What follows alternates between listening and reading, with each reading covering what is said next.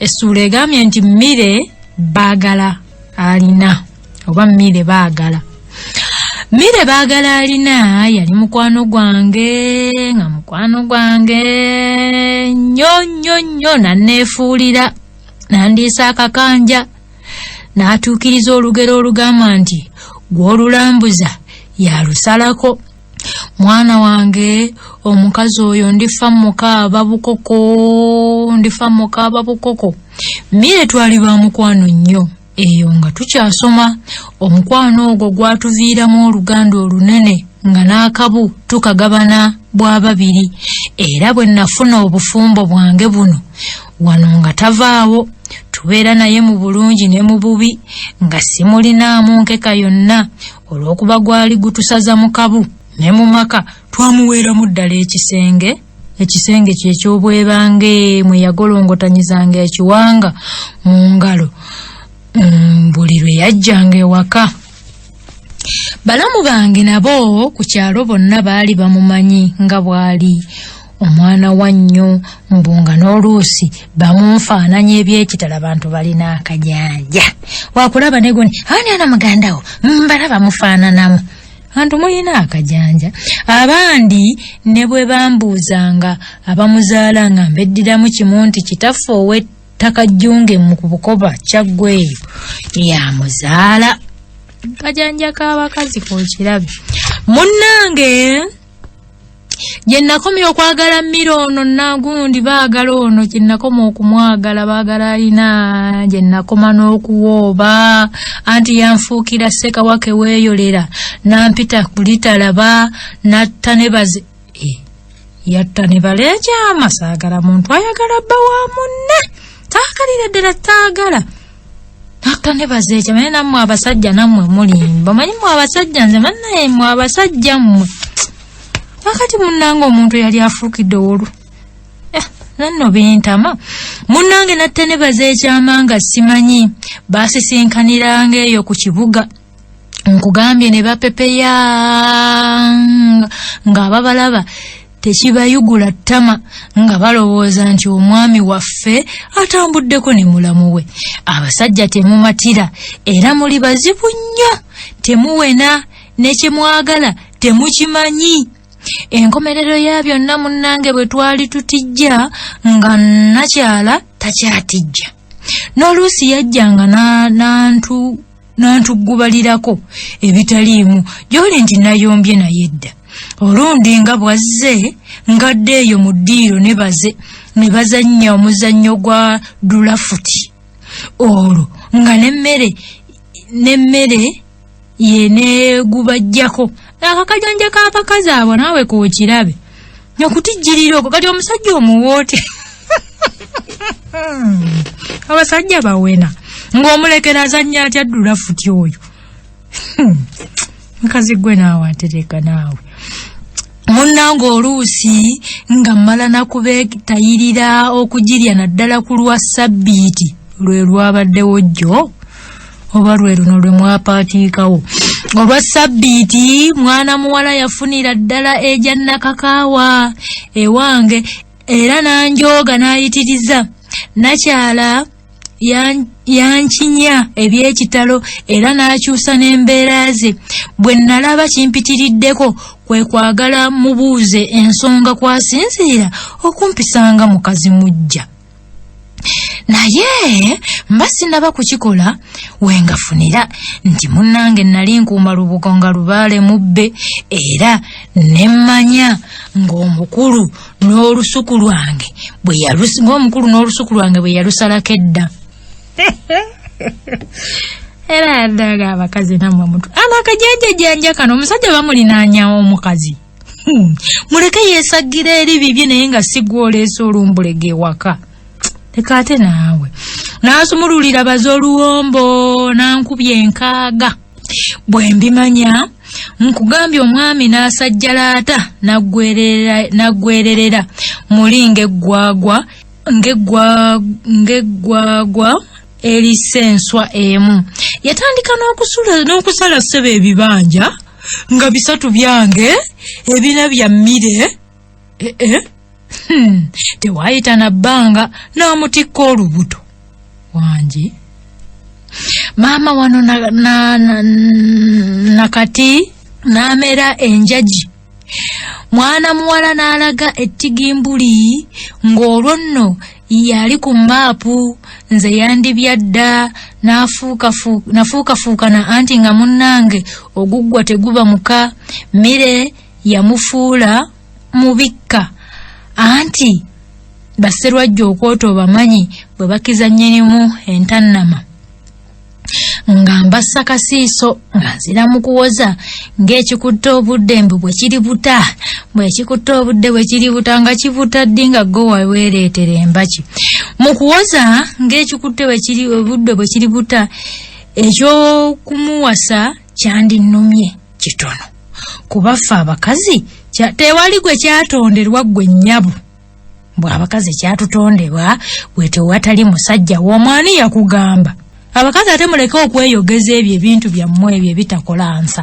teriiyo omukazi gwe baatonderwa tewali oliyo mukazi simanyi ebyo bye mwerogozza Katonda yatonda omuntu Adamu ne Kaawa era gwe omusajja ali eyo ebyo bye musajja laata simanyi omusajja asajjalaata nti bwe buwangwa tebulina we bukolera era ogenda kuvunaanwa ekyo nkibabuulira nze mbabuulidde bwe muba mbo teri musajja w'omugwenya mpozi owuwo nze owange bwe ndi mufuna aliba wange genda gweri twala eri teri musajja w'omu mbu kyatutondebwa teriyo Katonda nga yatonda ddi ababiri Adamu yamutoletera abakazi bameka ate onnyombya naawe kuba ebyo binkuulirako ddala waaya mbu bwe kyatutondebwa we watali musajja waamu mumanyi n'okwewaananga bwe muli omukira gw'ente ogusagga erudda n'erudda naye eky'okumupangisiza ekinnya n'empindi kyekyasingira ddala okunnuma n'embeera wano n'amupangisiriza wali nakyala yankukujjalako ne yeerabira nti obugole si bumbejja embeera nagigumira bukere nempanjagira Mukama era ekyo kyewalikoze kusobola okuddamu ebyo ate ebisimanya biri musajja w'omu nempanjagira Mukama okungumya ampise mu mayengo g'ebizibu byonna bye nalimu mu kaseera ako bw'atyo eyali ow'omukwano nfanfe bwe yansalira olunywa nanzibako omusajja n'atuukiriza engero z'ekiganda ezigamba nti gw'olulambuza yalusalako n'olwa gw'ogayunjira yakuyita nalyambe engero ezo zonna zaatuukira ku mukyalo oyo naye ebya Ssaalongo okukwana munnange mba ntandise okubyesonyiwa era nga tebikyantwala nnyo mu luka ate nenfuna ekikanga bw'ate kiriwa nange ebizibu by'ensi eno mba ndi awo nenfuna abagenyi abajja okuwummulako ng'okuva ewa Ssengange ow'Ennajja najja wano ewaffe Ennajja Nankumbi w'ensula ow'Ennajja eyo mu ggombolola y'Ebuyikwe mu Bannakyaggwe munnange Basenga ye yabakulemberamu ng'abaleese ewa mwannyina gwe twabeeranga naye ku kyalo mbu abayigirize empisa z'ekikyala n'obulombolombo bw'ekiganda obukwata ku baana ab'obuwala omusomo nga gwali gw'amaanyi bagenda okutuuka eyo tebaamusangayo mwe temumala kulagaanyisa kuba yalina olugendo lwe yali agenzeeko Basenga kwe kusalawo abaleke ewange bamulinde okutuusa lwalidda nange saali mubi ngambaniriza nga buwungeera ngambalira n'ekyaddirira kwali kugalangatanya biwanga mu ngalo naye enkuba yagera kutonnya era yakya ku ssaawa nga 5 ez'akalasamayanzi ng'era enkola yange bwe yali nze olwazuukuka nga nkwata nsimu yange kugenda kulima mmere abantu bange gye banaalya okuva ewaka naleka ntumye